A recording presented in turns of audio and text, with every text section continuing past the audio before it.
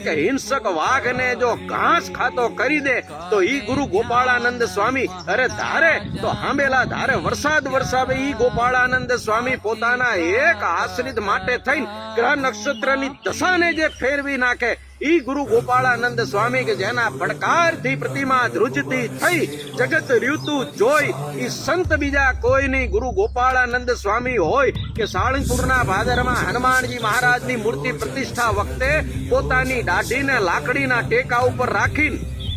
હનુમાનજી મહારાજની મૂર્તિ ઉપર એક ત્રાટક દ્રષ્ટિ નાખે તા તો થાર થાર થાર કરીને મૂર્તિ ધ્રુજવા માંડે અને એ વખતે પડખે ઉભેલા ધોલેરાના ભુજુભા દરબાર સ્વામીને એમ કહે કે સ્વામી હવે આ હનુમાનમાં વધારે દૈવત્વ પૂરવું રહેવા દ્યો, નહીં તો ગઢડે ગોપીનાથજીના દર્શન કરવા કોઈ નહીં આવે. અને એ વખતે સ્વામી એટલું બોલ્યા કે દરબાર વેળા વહી ગઈ, બાકી મારે આ સાળંગપુરના ભાદરમાં બોલતા હનુમાનનું નિર્માણ કરવું હતું ને મારે આ હનુમાનના મોઢે બોલાવતું કે હું ઉગા ખાચરના પાળિયાના પથ્થરમાંથી બનેલો હનુમાન ને વાઘા ખાચરનો ભાઈ છું. હવે આ સાળંગપુરના ભાદરમાં મારા રામના નામનું અને ભગવાન સ્વામિનારાયણના નામનું પૂર આવશે, બાકી ગમે એવી ભૂત પિશાચ ડાકીની સાકીની હશે ને તો એને સાળંગપુરના સીમાડામાંથી વયું જવું પડે. તો આવા હનુમાન માટે કેવું પડે કે નમો અંજની કાયતલા ધામયા જો ભજો કેસરી નંદ ત્યાં ભીડ